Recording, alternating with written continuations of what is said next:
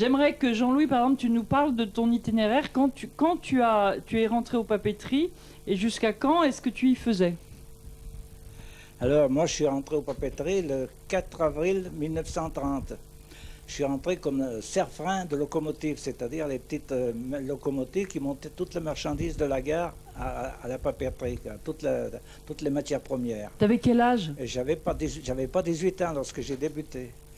J'ai travaillé 2 ans là. Ensuite, je suis passé chauffeur de locomotive, alors sur la locomotive qui faisait les manœuvres sur la SNCF, l'embranchement des papeteries.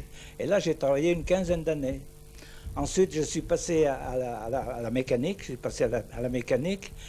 Après, j'ai été, bon, pour la grève de 54, j'ai été sanctionné. J'étais envoyé d'abord à Brignoud, après 2 mois à pied, après 3 mois à Pontcharrat, revenu à Brignoud 8 mois, puis revenu à Lancey, changé de poste, baissé le salaire. Et là, on m'a mis sur la voie. C'est-à-dire, on m'avait d'abord dit que ils créeraient un atelier pour moi, pour l'atelier mi-chimique qu'ils avaient créé à l'époque. Puis total, ça s'est pas fait, je sais pas pourquoi. Et enfin, après, j'étais à la production, quoi. J'étais comme tout le monde à la production. Et j'ai travaillé pendant quelques années, là. Puis après, ils ont arrêté cette mi-chimique. Après, j'ai fini ma carrière à la machine 8, que d'expédition à la machine 8. Et je suis donc parti à la retraite en 72, en pré-retraite, c'est-à-dire au chômage.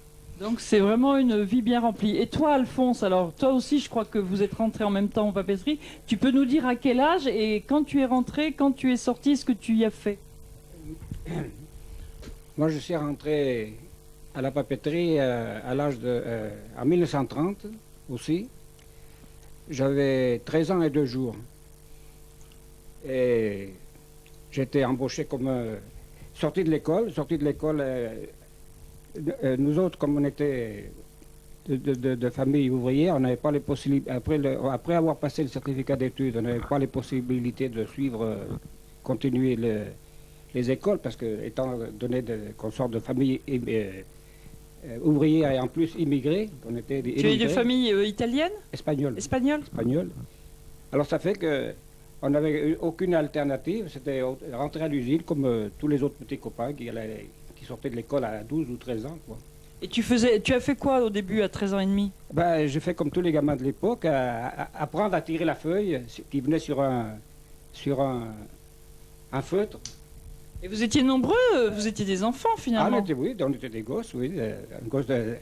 On était un d'un côté, parce que la coupeuse coupait 2 feuilles à la fois.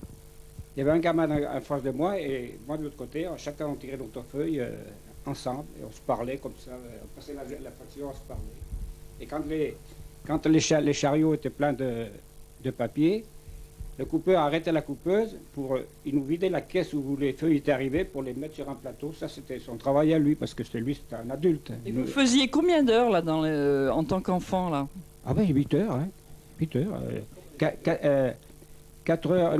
Au début, les gosses ont commencé à 5 heures. Commencé à 5 heures, mais à partir de 16 ans, on a fait les 3-8. Alors carrément les 3-8, à partir de 16 ans. Alors, il faut dire aussi que moi, j'ai commencé à travailler. D'abord, à l'âge de 11 ans, j'étais placé ouvrier agricole pendant 6 ans. Ensuite, j'ai fait garçon boucher. Et comme je suis rentré, donc je n'avais pas 18 ans aux papeteries. Là. Tu as fait tous les postes là? Oh, pas tous, parce que des postes, il y en a à la papeterie. Hein. À l'époque, s'il fallait faire tous les postes, il faudrait vivre au moins 100 ans. Non, mais j'en ai fait pas mal quand même, hein, sur 43 ans d'usine, parce qu'il faut sortir les 2 années de guerre, hein, parce qu'on était ailleurs. J'ai fait un peu... Ah, je peux dire, j'ai travaillé un peu dans tous les chantiers de l'usine.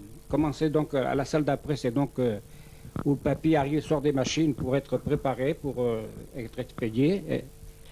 Et puis ensuite, là c'était jusqu'à 1939. Alors 1939 mobilisé, et je suis revenu en 40. Après, moi c'était pas après, oui, la guerre était finie, mais moi j'avais été fait prisonnier. Et comme je me suis évadé, je suis revenu à l'usine. Et Jean-Louis, est-ce que vous vous souvenez de combien vous gagniez à cette époque, en 1930? voilà, attends. En 1930, je me rappelle le prix de l'heure, le prix horaire. En tant que serre-frein, j'avais 2 francs et un sou. 2 francs et un sou, je me rappelle toujours. Alors, bon, on était trois sur la machine. Alors, 2 francs et un sou le serre-frein. 2 francs 50 le chauffeur et 3 francs le mécanicien. Et moi, en tant que gamin de Calandre, j'avais déjà 16 ans, j'étais déjà un adolescent. J'avais 2 francs 70, je me rappelle. Et les calandreurs, donc la personne qui était responsable de la machine, lui, il avait 3 francs. Non, mais 3 francs 50.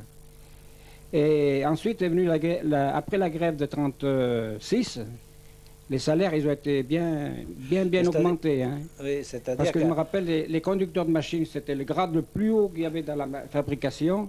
Ils ont été augmentés jusqu'à 7 francs de l'heure, je crois.